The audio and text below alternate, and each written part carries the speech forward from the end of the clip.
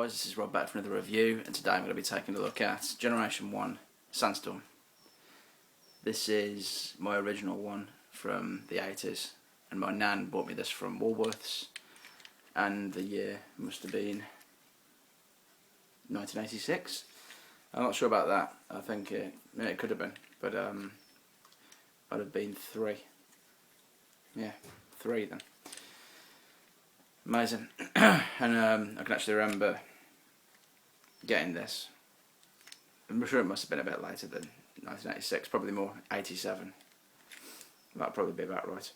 And I can remember getting this from my nan, and we went back to the country larder in St Helens, which is a little cafe, and had some turkey and stuff in butties, which we used to do, and then got the bus back home.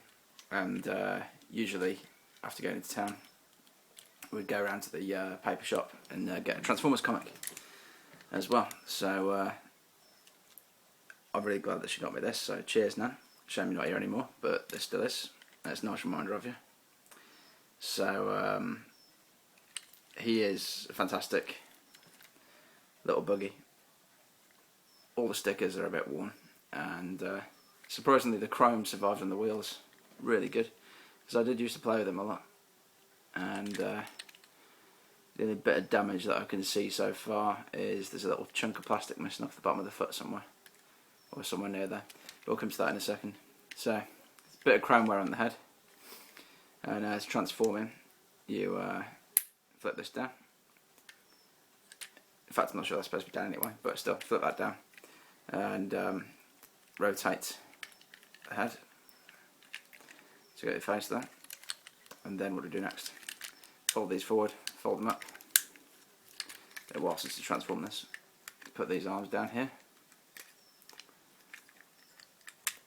Then pull out the legs, and they sort of separate as you pull them down. If they click into place or not. Maybe they don't. But they clicked in, but still. Then you pull the feet down a bit, rotate them around.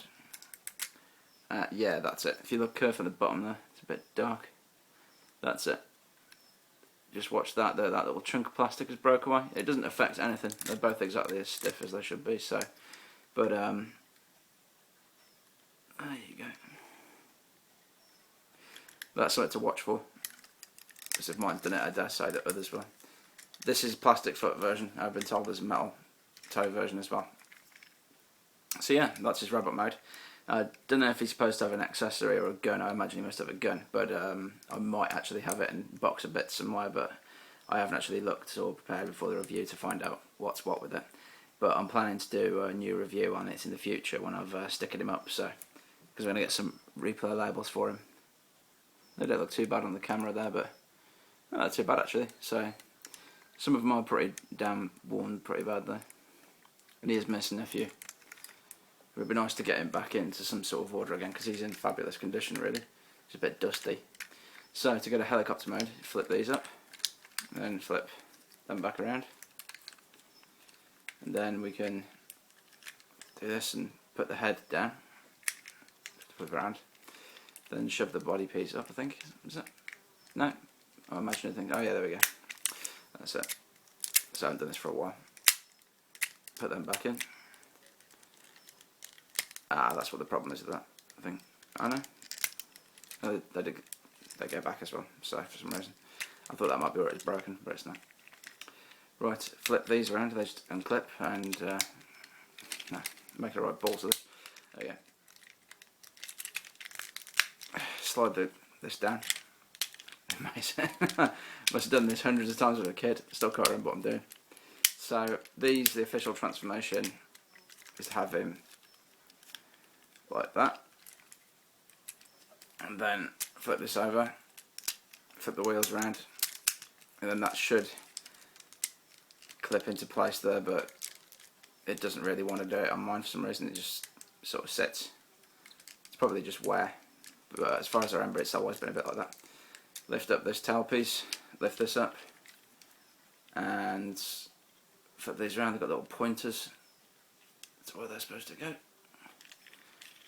And there you go. What a fantastic, fantastic transformer this is. Really good solid plastic. All these years and no stress marks, unlike my Masterpiece Seekers, which have been transformed 6 times. And now I see, after having been on the shelf for a couple of years and not been touched, they've developed fractures. So it just makes me want to carry on collecting G1 more and ignore the rest of the stuff, even though I've been buying that too. Because these do have longevity. And it proves that when my nan bought me a gift, it's lasted. So there we go. Fantastic.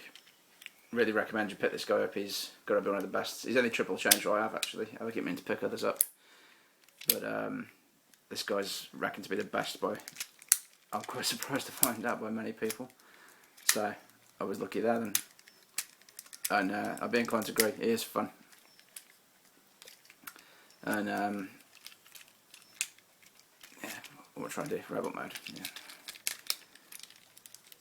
It's great to have the choice of like 3 modes, and this one does all 3 very well. So I mean, I'm trying to think if it's got a strong mode or a weak mode now, and so that's a good robot mode. You know, there's nothing wrong with that.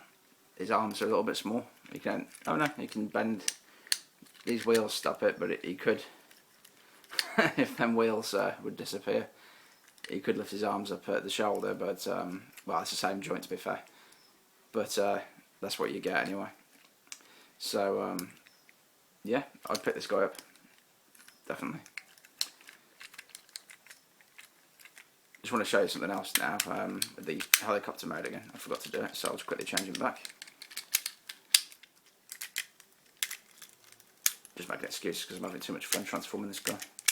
This is where the fun element of Transformers used to be. G1s, you just flip them back and forth, and that was the fun, not the articulation as such. It was just the wow factor that a vehicle could change into a robot. And I think if you notice in G1 that the alt modes are usually stronger than the robot modes. And I think it's because the idea is to make a more of a quality toy, probably assuming that kids would be more interested in the helicopter or the train or the plane or whatever it is it turns into, boat, I don't know, than the robot.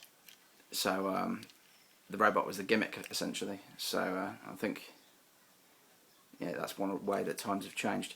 But these bits here, the wheels, if you rotate them round, well, I say wheels, you know, from me being into airplanes stuff and helicopters and such, you could have this as like the wheel wells where they might retract. But I find it looks more convincing if it's like this, because that reminds me like with the engine, turbojet that powers the rotors is probably going to be housed, and it slims down the belly. This looks like some sort of a cage or something, but could also be maybe something to pick something up, I don't know. But it just, yeah, it's options, it's choices. For me that looks more like a proportions helicopter mode. So you can do what you want with it. And yeah, I can't think of anything more to say about this guy other than he's awesome and pick him up. It certainly holds a lot of nostalgia value for me, because it's a bit weird, you know, times change and things move on and all sorts of people come and go, and then you pick up something like this, especially as I did, because I hadn't seen it for years. I found it in the loft, I was like, bloody hell. And everything else has changed, but this is exactly the same as it was when I was a kid, so there's no fade in, there's no discoloration, just stick away really, and the foot damage, but it's negligible. It's not a lot to worry about. Is negligible the right word? I'm not sure. Right. Yeah, pick him up. Absolutely pick him up. If you haven't got him, go do it now. Find him on eBay. And please subscribe if you like what I'm doing. Thanks very much, guys. Take care.